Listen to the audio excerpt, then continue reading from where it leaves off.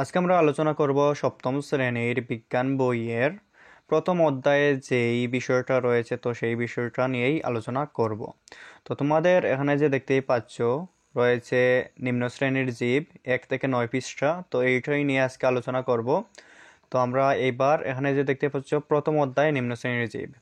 তো এই ভিডিওটা যদি প্রথম থেকে শেষ পর্যন্ত পুরোপুরি মনোযোগ দিয়ে 2 থেকে 3 বার তোমরা দেখো, তাহলে নিম্ন শ্রেণীর জীব থেকে এই অধ্যায় থেকে যেই প্রশ্ন আসুক না কেন তোমরা তোমাদের পরীক্ষায় লিখতে পারবে। সেটা বহু নির্বাচনী হতে পারে, সৃজনশীল হতে পারে, অথবা এটা আবারও এই যে সংক্ষিপ্ত প্রশ্ন হতে পারে। যে প্রশ্ন আসুক না কেন তোমরা যদি ভালোভাবে এই ভিডিওটা মনোযোগ দিয়ে 2 থেকে 3 বার দেখো, তাহলে কিন্তু এই অধ্যায় থেকে যেই প্রশ্ন আসুক না কেন তোমরা পুরোপুরি পরীক্ষায় দিতে পারবে। আর আমরা লাস্টের দিকে এখানে যে দেখতে পাচ্ছ অনুশীলনীতে রয়েছে শূন্যস্থান, সংক্ষিপ্ত উত্তর প্রশ্ন, তারপর এখানে যে বহু নির্বাচনী প্রশ্ন, তারপর এখানে রয়েছে আরও এই যে সৃজনশীল প্রশ্ন 1, শৈবাল কি, খ ছত্রাককে মৃতজীবী বলা হয় কেন, এগুলোর উত্তর তোমাদেরকে লাস্টের দিকে দেখিয়ে দিব। তারপর 2, এখানে যে আরও একটা সৃজনশীল আসছে ভাইরাস কি, ভাইরাসকে অকোষীয় বলা হয় কেন, এগুলোরও উত্তর তোমাদেরকে আমি দেখিয়ে দিব। তো তোমরা আর কি এই অধ্যায় সম্পর্কে ভালোভাবে জ্ঞান অর্জন করতে চাইলে এই পুরো ভিডিওটা মনোযোগ সহকারে 2 থেকে 3 বার দেখবে, তাহলে কিন্তু তোমাদের পরীক্ষায় এই অধ্যায় থেকে প্রশ্ন আসলে তোমাদের সহজ মনে হবে। তো আমরা আজকে এইটা পুরোপুরিভাবে তোমাদেরকে বুঝিয়ে দিব যে এইটা কি সম্পর্কে বা বোঝানোর চেষ্টা করব আমরা। তো চলো শুরু করা যাক। তো এখানে যে অধ্যায়ের নাম হচ্ছে নিম্ন শ্রেণীর জীব। ভাইরাস, ব্যাকটেরিয়া, ছত্রাক, শৈবাল, অ্যামিবা ইত্যাদিকে নিম্ন শ্রেণীর জীব বলা হয়। তো ওই যে তোমাদেরকে এগুলো আর কি মুখস্থ করতে হবে। তোমাদের হয়তো বা পরীক্ষায় আসতে পারে যে নিচের কোনটি নিম্ন শ্রেণীর জীব, এর মধ্যে থেকে হয়তো ভাইরাস একটি অপশনে দেওয়া থাকতে পারে, তোমরা ভাইরাস থাকলে ভাইরাসটা দাগিয়ে নিবে এইভাবে এখানে। আর এখান থেকে বহু নির্বাচন বা অন্য কোনো প্রশ্ন আসতে পারে, তো তোমরা এটা মুখস্থ করে নিতে পারো চাইলে। তো ভাইরাস, ব্যাকটেরিয়া, ছত্রাক, শৈবাল, অ্যামিবা ইত্যাদিকে নিম্ন শ্রেণীর জীব বলা হয়। এদের মধ্যে ভাইরাস, ব্যাকটেরিয়া ও অ্যামিবা অণুবীক্ষণ যন্ত্রের সাহায্য ছাড়া দেখা যায় না। তো এদের মধ্যে আর কি ভাইরাস আছে, তারপর ব্যাকটেরিয়া আর তারপর অ্যামিবা, এগুলোকে অণুবীক্ষণ যন্ত্রের সাহায্য ছাড়া দেখা যায় না আর কি। এরা অণুজীবের অন্তর্ভুক্ত। তো এরা হচ্ছে অণুজীবের অন্তর্ভুক্ত। কিছু কিছু ছত্রাক আছে ও শৈবাল খালি চোখে দেখা গেলেও অধিকাংশ ছত্রাক ও শৈবাল দেখতে অণুবীক্ষণ যন্ত্রের সাহায্য লাগে। মানে এখানে বোঝানো হয়েছে কিছু কিছু শৈবাল অথবা ছত্রাক খালি চোখে দেখা যায়, কিন্তু অন্যান্য যে ছত্রাক ভাইরাস আছে এগুলাকে দেখতে হলে অবশ্যই এই যে অণুবীক্ষণ যন্ত্রের প্রয়োজন পড়ে। তো এসব অণুজীব বা আদিজীব মানুষ, গৃহপালিত পশু পাখি ও উদ্ভিদের রোগ সৃষ্টি করে। তাহলে এখানে তোমাদের প্রশ্ন আসতে পারে কোনটি গৃহপালিত পশু পাখি উদ্ভিদের রোগ সৃষ্টি করে অথবা মানুষের রোগ সৃষ্টি করে। তোমরা এই যে এখানে দিতে পারো যে অণুজীব, এরকম প্রশ্ন আসতে পারে। তারপর আবার পরিবেশে এদের অনেক উপকারী ভূমিকাও রয়েছে। তাছাড়া এদের পরিবেশে অনেক উপকারীও ভূমিকা আছে। এখানে যে দেখতেই পাচ্ছ এই যে ছবি দেওয়া হয়েছে। আর এখানে এই অধ্যায় পার্ট শেষে আমরা কি কি জানতে পারবো এখানে দেওয়া হয়েছে। তো আমি এইটা পরে সময় নষ্ট করব না, তারপর পরের পেজে চলে যাব। এইবার এখানে যে দেখতেই পাচ্ছ পার্ট 1 থেকে 2। তো পার্ট 1 থেকে 2, অণুজীব জগৎ। আমরা আমাদের চারপাশে অনেক জীব দেখতে পাই। এসব জীব ছাড়াও আমাদের পরিবেশে অনেক জীব রয়েছে যাদের খালি চোখে দেখাই যায় না। তো আমরা আমাদের চারপাশে তো অনেকে জীব দেখতে পাই, যেমন গরু, মহিষ, ছাগল আছে, তারপর আরও পশু পাখি আছে। তো এইসবকে আমরা পুরোপুরি দেখতে পাই, এরা চলাফেরা করতে পারে, যাদের প্রাণ আছে আর কি। তো তাদেরকে জীব বলা হচ্ছে, কিন্তু আরও এই যে এসব জীব ছাড়াও কিন্তু আরও জীব আছে আমরা যা খালি চোখে দেখতে পাই না। তো এখানে তার কথাই বলা হয়েছে, অনেক জীব রয়েছে যা আমরা খালি চোখে দেখাই যায় না। তো এদের অধিকাংশেরই কোষে সুগঠিত নিউক্লিয়াস নেই। তো এদের অধিকাংশের কোষে সুগঠিত নিউক্লিয়াস থাকে না। তারপর এখানে যে এরা অণুজীব নামে পরিচিত। এরা কি নামে পরিচিত? অণুজীব নামে পরিচিত। এসব অণুজীব থেকেই সৃষ্টির শুরুতে জীবনের সূত্রপাত হয়েছে। তো জীবনের সূত্রপাত হয়েছে কি থেকে? অণুজীব থেকেই। এখানে এইরকম প্রশ্ন আসতেও পারে। তাই অণুজীবদেরকে আদিজীবও বলা হয়ে থাকে। কাদেরকে আদিজীব বলা হয়ে থাকে? অণুজীবদের আদিজীব বলা হয়ে থাকে।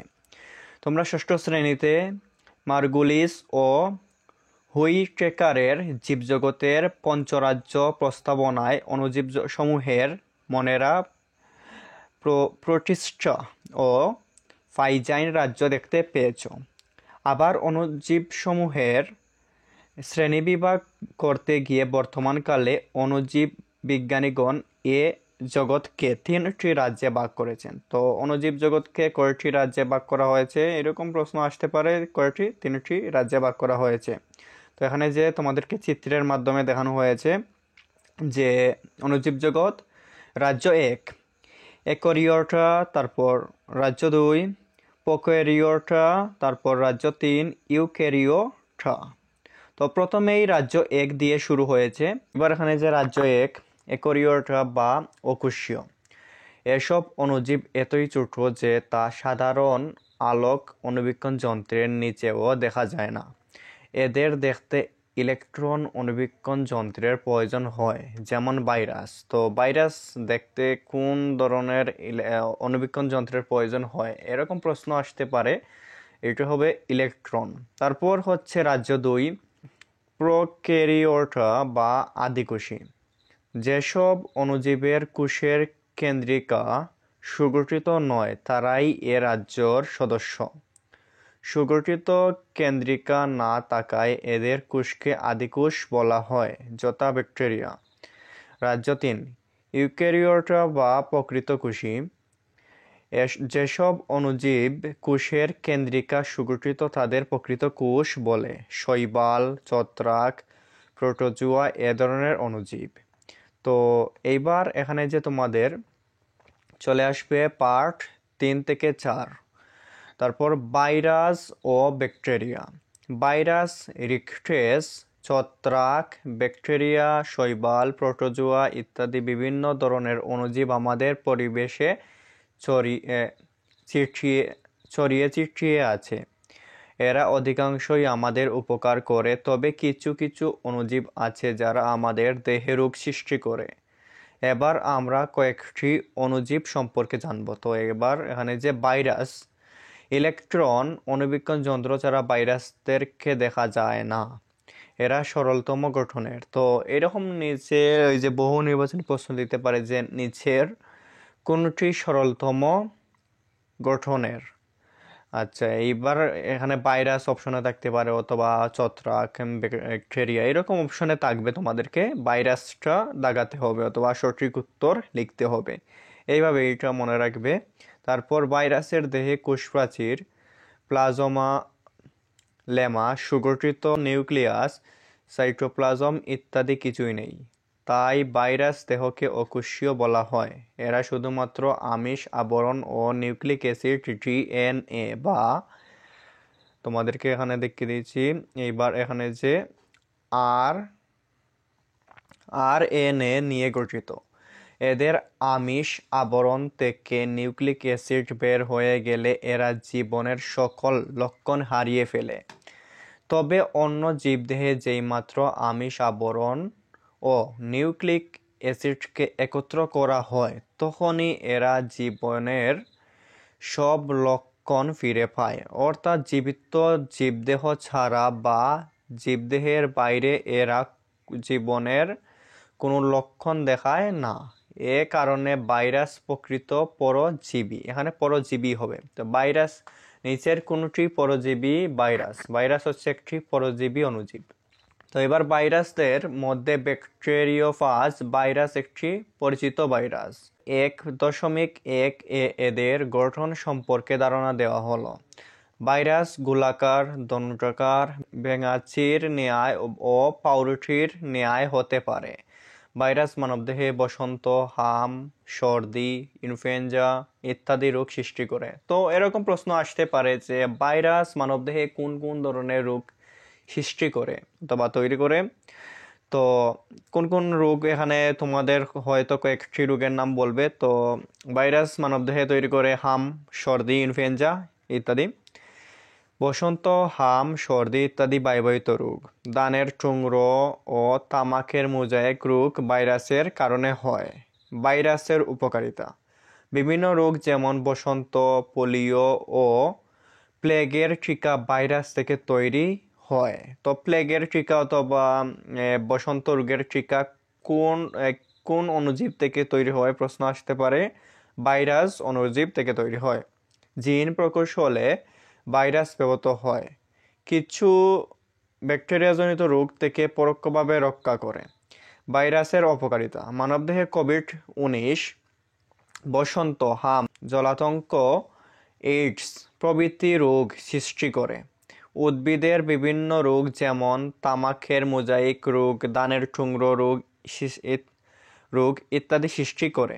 তারপর এখানে যে ব্যাকটেরিয়ার কিছু কথা আমরা পূর্বের শ্রেণীতে জেনেছি, এবার একটু বিস্তারিত জানব। ব্যাকটেরিয়া হলো আদি নিউক্লিয়াসযুক্ত অসবুজ এককোষী অণুবীক্ষণিক জীব। বিজ্ঞানী অ্যান্টনি ফন লিউয়েনহুক সর্বপ্রথম ব্যাকটেরিয়া দেখতে পান। কে সর্বপ্রথম ব্যাকটেরিয়া দেখতে পান? বিজ্ঞানী অ্যান্টনি ফন লিউয়েনহুক সর্বপ্রথম ব্যাকটেরিয়া দেখতে পান। ব্যাকটেরিয়া কোষ গোলাকার, দণ্ডাকার, কমাকার, পেঁচানো ইত্যাদি নানা ধরনের হতে পারে। তো ব্যাকটেরিয়ার আকার কেমন কেমন হতে পারে এইগুলো নিয়েও কিন্তু প্রশ্ন আসে। তারপর দেহের আকার আকৃতির ভিত্তিতে নিম্নরূপে শ্রেণীবদ্ধ করা হয়। তারপর এখানে যে দেখতেই পাচ্ছ প্রথমে রয়েছে কক্কাস 1.2। এখানে যে দেখতেই পাচ্ছ চিত্র 1.2, এইটা হচ্ছে কক্কাস ভাইরাস। তো কোনো ব্যাকটেরিয়া কোষের আকৃতি গোলাকার। এরা কক্কাস ব্যাকটেরিয়া, এরা এককভাবে অথবা দল বেঁধে থাকতে পারে। তো কক্কাস ব্যাকটেরিয়ার আকার হচ্ছে গোলাকার, আর এরা একাও থাকতে পারে, আবার দল বেঁধে মানে দলের মধ্যেও থাকতে পারে, যেমন নিউমোনিয়া রোগ সৃষ্টিকারী ব্যাকটেরিয়া বেসিলাস। তো এই যে চিত্র 1.3 বেসিলাস, এটা হচ্ছে বেসিলাস ভাইরাসের চিত্র। তো এখানে যে দেখতে পাচ্ছ বেসিলাস, এরা দেখতে দণ্ডের। তো এটা হচ্ছে বেসিলাস ব্যাকটেরিয়ার চিত্র। তো এখন এবার যে এরা দেখতে লম্বা দণ্ডের ন্যায়, ধনুষ্টঙ্কার, রক্তামাশয় ইত্যাদি রোগ সৃষ্টি করে। কমা চিত্র 1.4 তোমাদেরকে দেখিয়ে দিচ্ছি। এখানে যে চিত্র 1.4, এরা দেখতে এইটা হচ্ছে কমা আকার ব্যাকটেরিয়া। তো এইবার এখানে যে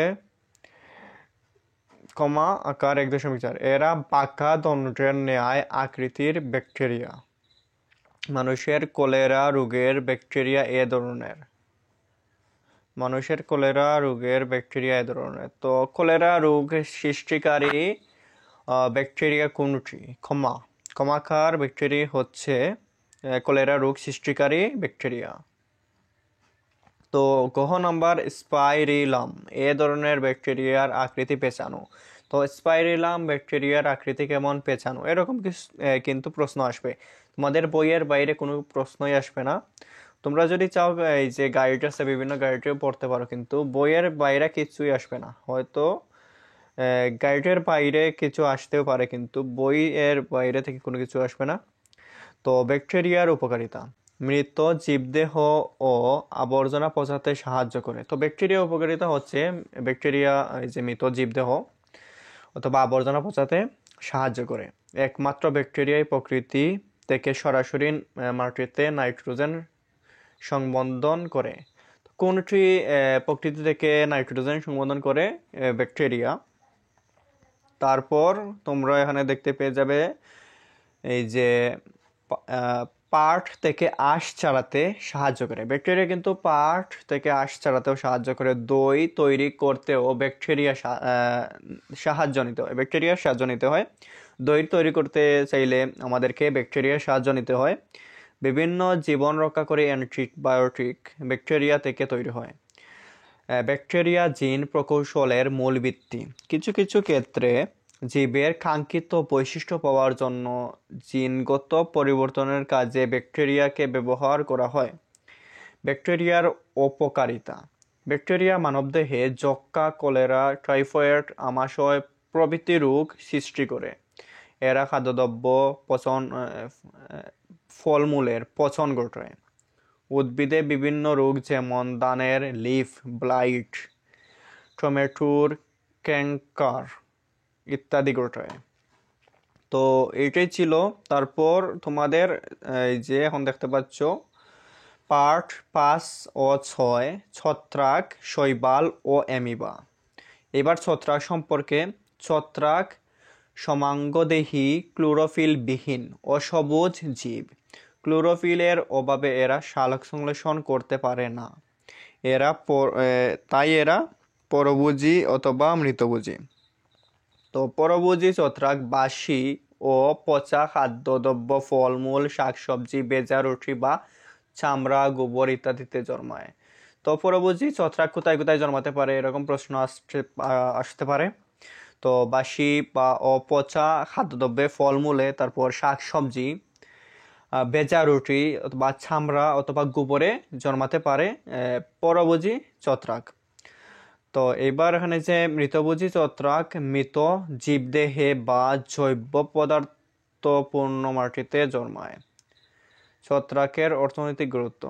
পেনিসিলিন সহ বহু মূল্যবান ঔষধ ছত্রাক থেকে পাওয়া যায়। পাউরুটি তৈরিতে ইস্ট নামক ছত্রাক ব্যবহার করা হয়। ইস্ট ভিটামিন সমৃদ্ধ বলে একে ট্যাবলেট হিসেবেও ব্যবহার করা হচ্ছে।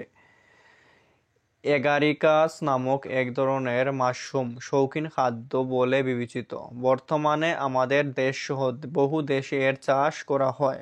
আবর্জনা পচিয়ে মাটিতে মেশাতে ও ছত্রাকের ভূমিকা রয়েছে।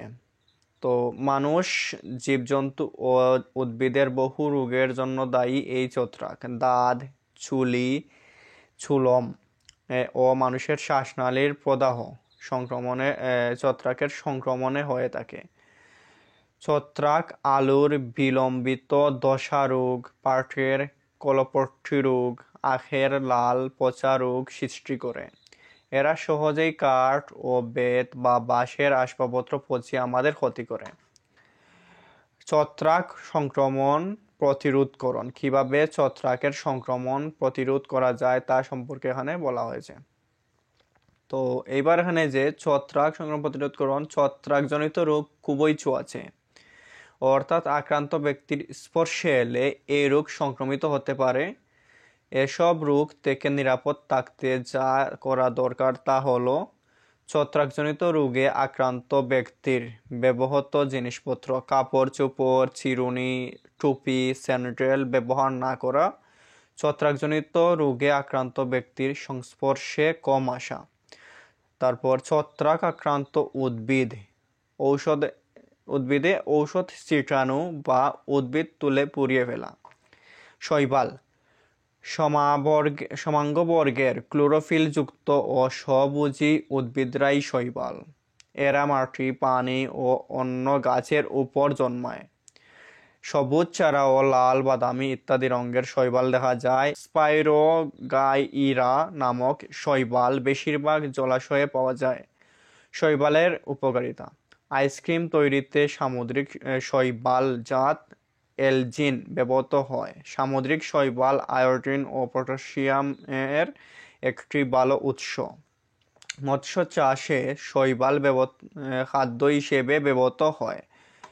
মৎস্য চাষে কোনটি খাদ্য হিসেবে ব্যবহৃত হয়? এই শৈবাল। এরকম প্রশ্ন আসতে পারে। তারপর শৈবালের উপকারিতা সম্পর্কে এখানে বলা হয়েছে। মানুষ ও উদ্ভিদের নানা রোগ সৃষ্টিতে শৈবাল দায়ী। যেমন এক ধরনের শৈবাল চা পাতার রেড ব্লাস্ট রোগ সৃষ্টি করে। জলাশয়ে শৈবালের আধিক্য দেখা দিলে জলজ প্রাণী ও মাছ অক্সিজেনের অভাবে মারা যেতে পারে। অ্যামিবা প্রতিষ্ঠা রাজ্যর সদস্য। অ্যামিবা এককোষী জীব। অ্যামিবা বহুকোষী নাকি এককোষী জীব, এরকম প্রশ্ন আসলে অ্যামিবা হচ্ছে এককোষী জীব। এদের দেহ ক্ষুদ্রাকার অণুবীক্ষণ যন্ত্র ছাড়া এদের দেখা যায় না।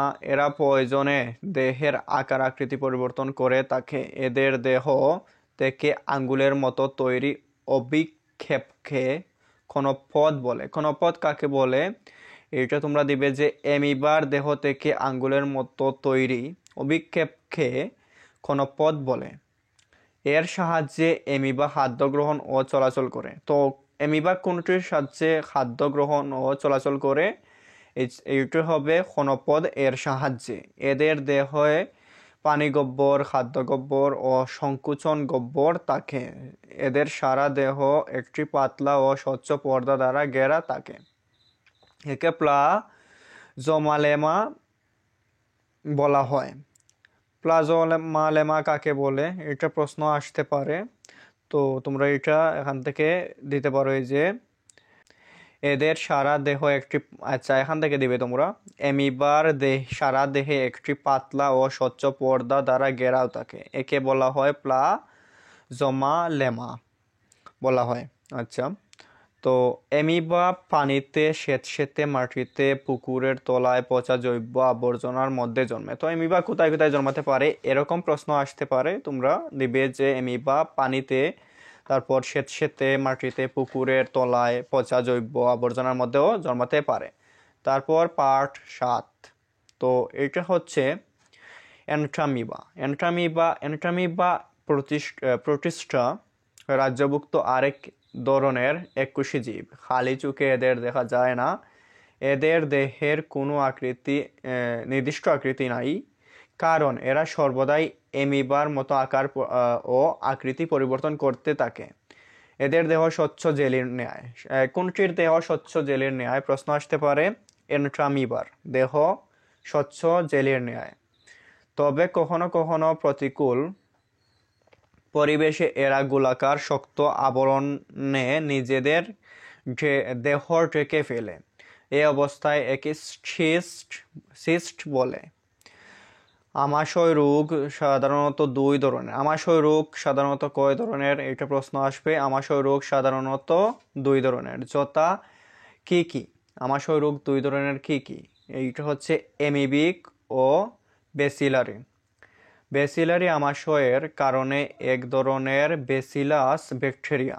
কারণ হইল, আচ্ছা এখানে বলা হয়েছে বেসিলারি আমাশয়ের কারণ এক ধরনের বেসিলাস ব্যাকটেরিয়া। অ্যান্ট্রামিবা নামক এক ধরনের এককোষী প্রাণীর আক্রমণে অ্যামিবিক আমাশয় হয়ে থাকে। তারপর এখানে যে দেখতেই পাচ্ছ অ্যান্ট্রামিবার চিত্র দেওয়া হয়েছে। তারপর অ্যান্ট্রামিবার বহুভাজন প্রক্রিয়া। তারপর এখানে যে তোমাদের এখানে এরা পরজীবী হিসেবে মানুষ, বানর জাতীয় প্রাণী, বিড়াল, কুকুর, শূকর ও ইঁদুরের বৃহদন্ত্রে বাস করে। অ্যান্ট্রামিবা কোষ বিভাজন ও অণুজীব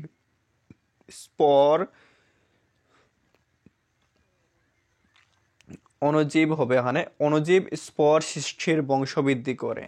স্পোরুলেশন পদ্ধতিতে একটি কোষের ক্লোটোপ্লাজম বহু অণুতে বিভক্ত হয়ে ক্ষুদ্র ক্ষুদ্র অণুজীব বা স্পর গঠন করে। অনুকূলে পরিবেশে এরা প্রত্যেকে একটি নতুন হবে অ্যামিবা হিসেবে বড় হয়। অ্যান্ট্রামিবা এক ধরনের আমাশয় রোগের জন্য দায়ী। রোগী রোগ জীবাণুটি কোনো লক্ষণ ছাড়াই বহন করে। অ্যামিবিক আমাশয় সম্পূর্ণভাবে নিরাময় করা খুব কঠিন। উপযুক্ত চিকিৎসকের পরামর্শ নিয়ে ঔষধ খেলে এ রোগ সেরে যায়। তারপর তোমাদের এখানে পার্ট দেখতে পাচ্ছ যে 8-9, এখানে বলা হয়েছে স্বাস্থ্য ঝুঁকি সৃষ্টিতে অণুজীবের ভূমিকা। ব্যাকটেরিয়া জীবাণু দেহাভ্যন্তরে বিভিন্ন প্রক্রিয়ায় প্রবেশ করতে পারে। অপরিষ্কার হাত জীবাণুর জন্য একটি সুবিধাজনক বাহন, যার মাধ্যমে সহজেই এরা মুখগহ্বরে ঢুকে যেতে পারে। আমরা যে জামা কাপড় ব্যবহার করি তাতে লেগে ব্যাকটেরিয়া স্পর স্থানান্তরিত হতে পারে। বাতাসে যে ধুলাবালি উড়ে বেড়ায় তার সাথে অতি সহজেই ব্যাকটেরিয়া বা তার স্পর এক স্থান থেকে অন্য স্থানে যেতে পারে। হাত মেলানোর মাধ্যমেও ব্যাকটেরিয়া একজন থেকে অন্যজনে অতি সহজে স্থানান্তরিত হতে পারে। পচা বা বাসি খাদ্যর মাধ্যমে জীবাণু সহজেই জড়ায়। কলেরা ও টাইফয়েড ব্যাকটেরিয়াজনিত রোগ। কলেরা ও টাইফয়েড কোন ধরনের রোগ? কোনটির কারণে হয়ে থাকে? ব্যাকটেরিয়ার কারণে হয়ে থাকে। ভাইরাস, ব্যাকটেরিয়া ও অ্যানোটামিবাজনিত রোগ এক সময়ে খুব ভয়াবহভাবে ছড়িয়ে যেত। নিরাপদ পানির অভাবে এমন হতো যত্রতত্র মলমূত্র ত্যাগের কারণেও জনস্বাস্থ্যজনিত সমস্যার সৃষ্টি হয়। এসব মলমূত্রে যে জীবাণু থাকে তা ভক্ষণকারী অন্য জীব এগুলোকে ছড়িয়ে দেয়। এছাড়া বৃষ্টি বা জোয়ারের পানিতে এগুলো দূর দূরান্তে ছড়িয়ে পড়ে। তারপর এখানে কাজ দেওয়া আছে, তোমরা এটা দেখে নিও। তারপর আমি এখানে দেখিয়ে দিব তোমাদের, আমাদের দেশে অনেক স্থানে স্বাস্থ্যসম্মত পায়খানা নেই এবং এসব অঞ্চলে মানুষ মাঠ বা কাঁচা পায়খানা ব্যবহার করে। অ্যানোটামিবায় আক্রান্ত ব্যক্তির মল মাঠের মাটিতে মিশে যায়। এ মাটি হাতে লাগলে বা এ মাটি যে সবজি চাষ করা হয় তাতে এসব জীবাণু লেগে থাকে। সবজির ভিতরেও এরা প্রবেশ করে। রান্নার পরও দেখা যায় ওই জীবাণু তখনও বেঁচে আছে। এভাবে অ্যানোটামিবা সংক্রমিত হয়। ভাইরাস দ্বারা আক্রান্ত হলে অনেক সময় 2 থেকে 4 দিনে এমনি রোগ সেরে যায়। তবে কিছু মারাত্মক রোগ আছে যার জন্য দীর্ঘমেয়াদী চিকিৎসার প্রয়োজন হয়। হাঁচি, কফ, থুতু ও কাশির মাধ্যমেও সর্দি কাশির ভাইরাস ছড়ায়। সংস্পর্শ দ্বারা উদ্ভিদের মোজাইক রোগ ছড়ায়। আবার এইডস রোগ একবার হলে আর নিরাময় হয় না। অসুস্থ লোকের রক্ত গ্রহণ, মাদক গ্রহণ, এক সুই এ বহু লোকের ইনজেকশন গ্রহণ ও অসামাজিক কর্মকাণ্ডে এ রোগ ছড়ায়। মাসপস, হাম, বসন্ত ইত্যাদি খুবই কষ্টকর রোগ। ভাইরাসজনিত এসব রোগ বাতাসের মাধ্যমে ছড়ায় এবং আমাদের শ্বাসনালীতে প্রবেশ করে। এভাবে নানা মাধ্যমে ভাইরাস সুস্থ দেহে প্রবেশ করে। তারপর এখানে যে পার্ট 10, মানবদেহে অণুজীব সৃষ্ট স্বাস্থ্য ঝুঁকি, প্রতিরোধ ও প্রতিকার। ভাইরাস, ব্যাকটেরিয়া, ছত্রাক ও অ্যানোটামিবা যেসব রোগ সৃষ্টি করে তার প্রতিরোধ ও প্রতিকার করতে হলে সম্মিলিতভাবে স্বাস্থ্যরক্ষায় নিয়মগুলো যত্ন সহকারে পালন করতে হবে। মনে রাখতে হবে, দুর্বল স্বাস্থ্যর ব্যক্তি রোগাক্রান্ত হওয়ার ঝুঁকি বেশি বহন করে। তাই সকলের উচিত সুষম খাদ্য প্রয়োজন মতো নিয়মিত গ্রহণ করা। শুধু মাংস আর মাছ খেলে সুষম খাদ্যর ঘাটতি পূরণ হয় না। একই সাথে তাজা শাকসবজি ও ফলমূল খেলে তবেই সুষম খাদ্যর ঘাটতি পূরণ হয়। ভিটামিন ও খনিজ লবণ সুস্বাস্থ্য এবং রোগ প্রতিরোধের জন্য খুবই গুরুত্বপূর্ণ। এরপর আসে স্বাস্থ্যসম্মত পায়খানা ব্যবহার। স্বাস্থ্যবিধি মেনে হাত ও মুখ পরিষ্কার করা, নিয়মিত ব্রাশ করা, হাতের নখ কাটা ও সাবান ব্যবহার করে গোসল করা। রাস্তাঘাটে যত্রতত্র থুতু বা কফ না ফেলা। পথ চলতে, বিশেষ করে ধুলাবালি উড়ছে এমন স্থানে চলাচলের সময় অবশ্যই মাস্ক বা রুমাল ব্যবহার করতে হবে। হাঁচি বা কাশি দেওয়ার সময় অবশ্যই মুখে ও নাকে রুমাল চাপা দিতে হবে। রুমালে সর্দি মুছলে অবশ্যই বাসায় ফিরে তা ধুয়ে ফেলতে হবে। তোমরা সম্ভব হলে নাক জড়ার জন্য টিস্যু পেপার ব্যবহার করতে পারো। আক্রান্ত ব্যক্তির ব্যবহার্য কোনো কিছু ব্যবহার বা স্পর্শ এড়িয়ে চলা উচিত। খাবার পানি নিরাপদ হওয়া খুবই জরুরি। কলেরা, টাইফয়েড ইত্যাদি ব্যাকটেরিয়া সৃষ্ট রোগ থেকে বাঁচতে অবশ্যই নিরাপদ পানি ব্যবহার করতে হবে। পান করা, গোসল ও কাপড় কাচা, বাসন ধোয়া ইত্যাদির জন্য নিরাপদ পানি ব্যবহার করা উচিত। আর্সেনিক মুক্ত টিউবওয়েল পানি নিরাপদ। পুকুর ও নদীর পরিষ্কার পানীয় ব্যবহারের পূর্বে ভালোভাবে ফুটিয়ে নিতে হবে।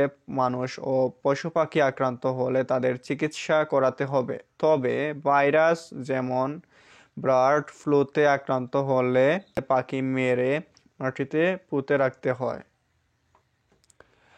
ম্যাড কাউ ও অ্যানথ্রাক্স রোগে আক্রান্ত গরু মহিষও মেরে ফেলা উচিত, কারণ এর চিকিৎসাকালীন অন্যান্য পশু আক্রান্ত হতে পারে। তারপর তোমাদের এখানে যে দেখতে পেয়ে যাবে, এলাকার সবাইকে স্বাস্থ্যসম্মতভাবে জীবনযাপনে উৎসাহিত করতে হবে। কিভাবে এসব জীবাণু মানবদেহে ঢুকে পড়ে এবং কি করলে এদের প্রতিরোধ করা যাবে সে সম্পর্কে নিজে ভালোভাবে জানতে হবে। বিদ্যালয়ে, মসজিদে, মন্দিরে, খেলার মাঠে, হাটে, বাজারে যেখানে লোক সমাগম বেশি সেখানেই এ বিষয়ে আলোচনা শুরু করা যায়। এ ব্যাপারে মানুষকে সচেতন করাটাই সর্বশ্রেষ্ঠ প্রতিরোধ। রোগাক্রান্ত হলে অবশ্যই রোগীকে একজন ভালো চিকিৎসকের নিকট গিয়ে পরামর্শ নিতে হবে। প্রয়োজনে ঔষধ সেবন করতে হবে। হাতুড়ে ডাক্তারের চিকিৎসায় রোগ নিরাময়ের বদলে রোগ জটিল স্তরে পৌঁছে যায়। এ ব্যাপারে আমাদের সকলের অনেক দায়িত্ব রয়েছে। তো এখানে যে দেখতেই পাচ্ছ, মানুষের টাইফয়েড রোগের কারণ দেশ। এখানে যে দেখতেই পাচ্ছ কিছু প্রশ্ন দেওয়া আছে, এগুলোর উত্তর আমি তোমাদেরকে দেখিয়ে দিচ্ছি। তো এবার আমি তোমাদের এখানে যে অনুশীলনের যে প্রশ্নগুলোর উত্তর দেখিয়ে দিচ্ছি। এখানে যে মানুষের টাইফয়েড রোগের কারণ হচ্ছে ব্যাকটেরিয়া। তারপর আমাশয় রোগ সৃষ্টিকারী অণুজীবের নাম এন্ডোটামিবা ও ব্যাসিলাস ব্যাকটেরিয়া। 3. জীবন্ত দেহের বাইরে দেশ কোনো জীবনের লক্ষণ প্রকাশ করে না। এটা হবে ভাইরাস। জীবন্ত দেহের বাইরে ভাইরাস কোনো জীবনের লক্ষণ প্রকাশ করে না। দেশ নামক ছত্রাক পাউরুটি কারখানায় ব্যবহার করা হয়। এটা হবে ইস্ট নামক ছত্রাক পাউরুটির কারখানায় ব্যবহার করা হয়। দণ্ডাকৃতির ব্যাকটেরিয়াকে দেশ বলে, ব্যাসিলাস।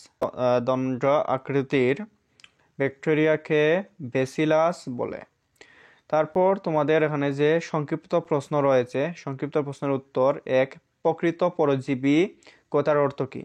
প্রকৃত পরজীবী কথাটির অর্থ হচ্ছে জীবিত জীবদেহ ছাড়া যেসব পরজীবীর অস্তিত্ব কল্পনা করা যায় না, অর্থাৎ জীবদেহের বাইরে যেসব পরজীবী জীবনের কোনো লক্ষণই প্রকাশ করে না সেগুলোই প্রকৃত পরজীবী, যেমন ভাইরাস। ব্যাকটেরিয়াজনিত 4টি রোগের নাম লিখো। তো ব্যাকটেরিয়াজনিত 4টি রোগ নিম্নরূপ: নিউমোনিয়া, তারপর ধনুষ্টঙ্কার, রক্তামাশয়, কলেরা। তারপর এখানে যে 3 অণুজীব কারা? যেসব জীবকে খালি চোখে দেখা যায় না, দেখার জন্য অণুবীক্ষণ যন্ত্রের প্রয়োজন হয় তারাই অণুজীব, যেমন ভাইরাস, ব্যাকটেরিয়া, রিকেটস, ছত্রাক, শৈবাল, প্রোটোজোয়া, এরা বিভিন্ন ধরনের অণুজীব। তারপর 4 কোন কোন উপাদান নিয়ে ভাইরাসের দেহ গঠিত? ভাইরাসের দেহ 2টি উপাদান নিয়ে গঠিত। এগুলো হলো: 1 আমিষ আবরণ, 2 নিউক্লিক অ্যাসিড বা ডিএনএ বা আরএনএ। তারপর এখানে যে দেখতেই পাচ্ছ বহু নির্বাচনী প্রশ্নোত্তর। সঠিক উত্তরটি বৃত্ত ভরাট করো। এবার এখানে যে নিউমোনিয়া রোগ সৃষ্টি করে কোন ব্যাকটেরিয়া? স্পাইরিলামা হবে না, ব্যাসিলাস হবে না, কক্কাস হবে, তারপর কমা হবে না, কক্কাস হবে। শৈবালে ব্যবহৃত হয়, কোনটি শৈবালে ব্যবহৃত হয়? এখানে যে বিশেষ দ্রষ্টব্য দিয়ে বলা হয়েছে, সঠিক উত্তর 1 ও 3। তো কোনটি হবে? শৈবালে ব্যবহৃত হয় শৈবালে ব্যবহৃত হয় আইসক্রিম প্রস্তুতকরণে, এটি ব্যবহৃত হয়। আর মাছ চাষের ক্ষেত্রেও শৈবাল ব্যবহৃত হয়, কিন্তু ঔষধ তৈরিতে সাধারণত শৈবাল ব্যবহৃত হয় না। এখানে যে দেওয়াই আছে বিশেষ দ্রষ্টব্য 1 ও 2, উত্তর হবে এটা আর এটা। তারপর এখানে যে দেখতেই পাচ্ছ একটু উদ্দীপক দেওয়া আছে।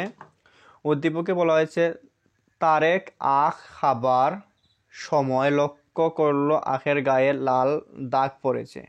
তার বাবা বলেন এটি এক ধরনের পরজীবীর কারণে সৃষ্টি হয়। উদ্দীপকের পরজীবী জীবটি সৃষ্ট করে কি কি সৃষ্টি করতে পারে? এখানে উত্তর দেওয়া আছে যে 2 ও 3। তো রোমান সংখ্যা 2 এটা ট্রাকিয়ার প্রদাহ আর মাথার খুশকি তৈরি করতে পারে এই যে পরজীবী জীবটি। তারেকের লক্ষ্য করা রোগটির জন্য কোনটি দায়ী? দায়ী হচ্ছে ছত্রাক। তারপর এখানে যে দেখতে পাচ্ছ নিচের এই যে সৃজনশীল প্রশ্ন উত্তর নিচের চিত্র দুটি লক্ষ্য করো। এখানে এ চিত্র একটি দেওয়া আছে, তারপর বি চিত্র দেওয়া আছে। তারপর এখানে বলা হয়েছে যে ক শৈবাল কি? তো সমাঙ্গ বর্গের ক্লোরোফিল যুক্ত ও সবুজী উদ্ভিদরাই শৈবাল। ছত্রাককে মৃতজীবী বলা হয় কেন? ছত্রাক সমাঙ্গদেহী ক্লোরোফিল বিহীন ও সবুজ উদ্ভিদ। ক্লোরোফিলের অভাবে এরা সালোক সংশ্লেষণের মাধ্যমে খাদ্য তৈরি করতে পারে না। খাদ্যর জন্য এদের জীবিত বা মৃত জীবদেহের উপর নির্ভর করতে হয়। জৈব পদার্থপূর্ণ মৃত জীবদেহে এবং বাসি পচা খাদ্যদ্রব্য, ফলমূল, শাকসবজি, ভেজা রুটি, ভেজা চামড়া, গোবর ইত্যাদিতে জন্মায় এবং সেখান থেকে খাদ্য গ্রহণ করে।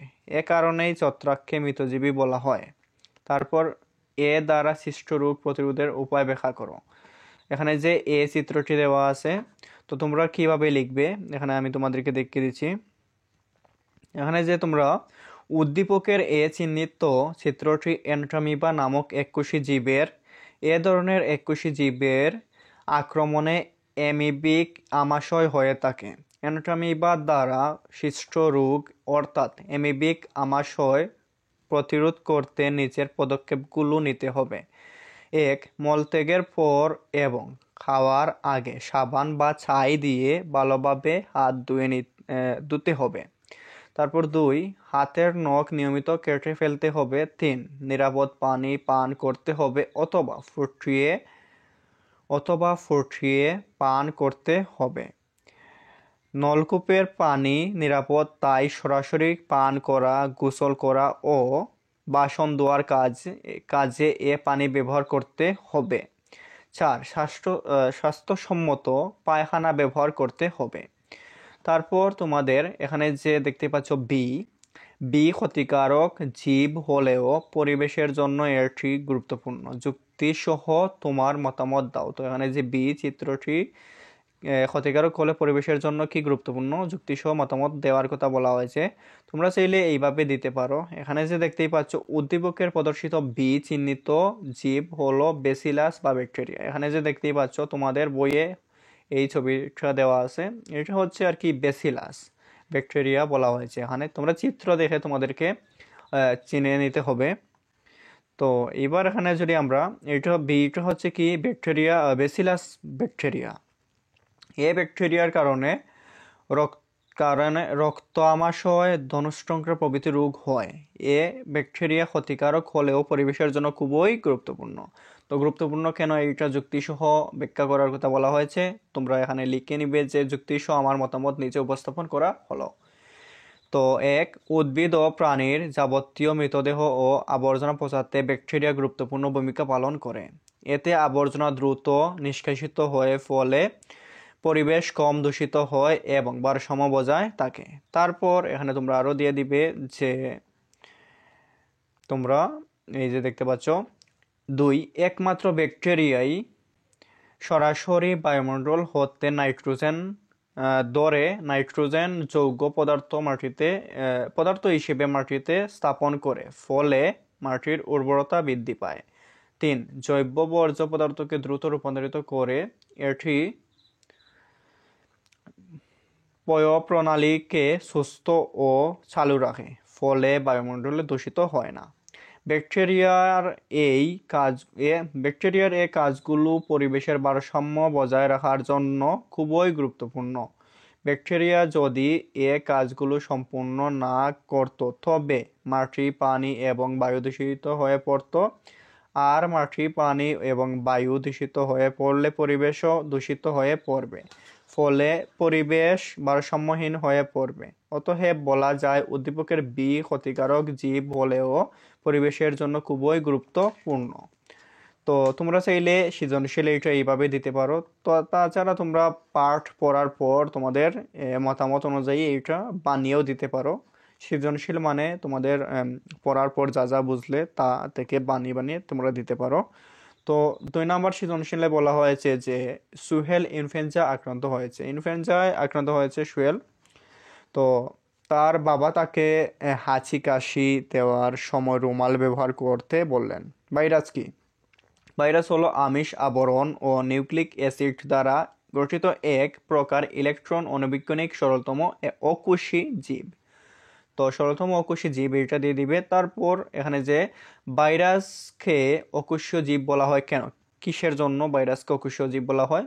ভাইরাসের দেহ শুধুমাত্র প্রোটিন আবরণ ও নিউক্লিক অ্যাসিড ডিএনএ বা আরএনএ নিয়ে গঠিত।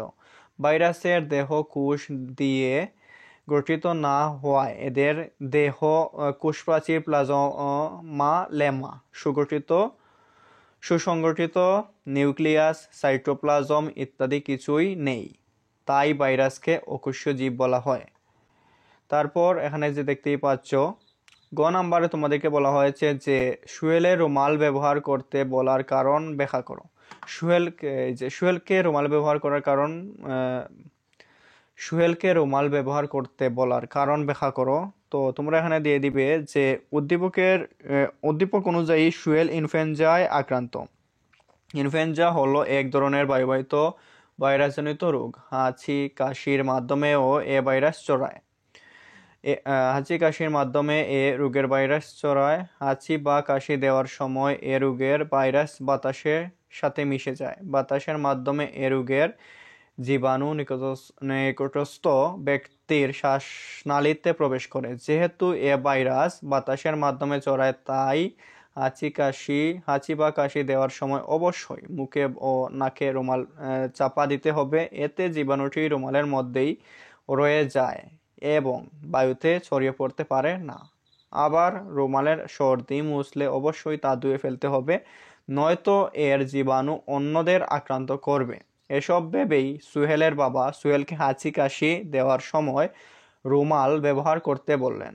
তারপর এখানে যে সুহেল রোগটি থেকে রক্ষা পাওয়ার জন্য অন্যদের কিভাবে সচেতন করবে তা বিশ্লেষণ করো। তো তোমরা এইটা কিভাবে দিবে? তো এখানে যে দেখতেই পাচ্ছ ইনফ্লুয়েঞ্জা একটি বায়ুবাহিত সংক্রামক রোগ। বাতাসের মাধ্যমে এই রোগটি একজন থেকে অন্যজনে ছড়িয়ে পড়ে থাকে। বিদায় রোগটি থেকে রক্ষা পাওয়ার জন্য নিম্নলিখিত কাজগুলো করতে হবে। তো কাজগুলো কি? কাজগুলো করতে হবে: 1. পরিষ্কার পরিচ্ছন্ন থাকা। 2. স্বাস্থ্যসম্মত জীবনযাপন করা। 3. যেখানে সেখানে কফ থুতু না ফেলা। তারপর 4. হাঁচি ও কাশির সময় রুমাল ব্যবহার করা। 5. আক্রান্ত ব্যক্তির ব্যবহার্য জিনিস অন্যদের ব্যবহার না করা। 6. রাস্তাঘাটে চলার সময় রুমাল বা মাস্ক ব্যবহার করা। সুহেল স্কুলের সহপাঠী, আত্মীয়স্বজন এবং এলাকার পরিচিতদের এ কাজগুলো করতে বলবে। একই সাথে এ রোগের বিভিন্ন ক্ষতিকর দিক সম্পর্কেও বর্ণনা করবে। এর মাধ্যমে সবার মাঝে রোগটি সম্পর্কে ধারণা জন্মাবে এবং সচেতনতা গড়ে উঠবে। তো তোমরা চাইলে এইটা এইভাবে লিখতে পারো। তো আমি সৃজনশীল কীভাবে লিখবে তাও তোমাদেরকে দেখিয়ে দিয়েছি। তোমরা চাইলে এইভাবে তোমাদের সৃজনশীল দুটো লিখে নিতে পারো। আর তোমরা প্রথমে পার্টটা পুরোপুরি দেখে নিবে, নাহলে কিন্তু এখানে প্রচুর প্রশ্ন রয়েছে। পার্টের মধ্যে প্রচুর প্রশ্ন খুঁজে পাবে, সেগুলো ভালোভাবে পড়ে নিলেই হয়ে যাবে। তো এই ছিল আজকের ভিডিওটা।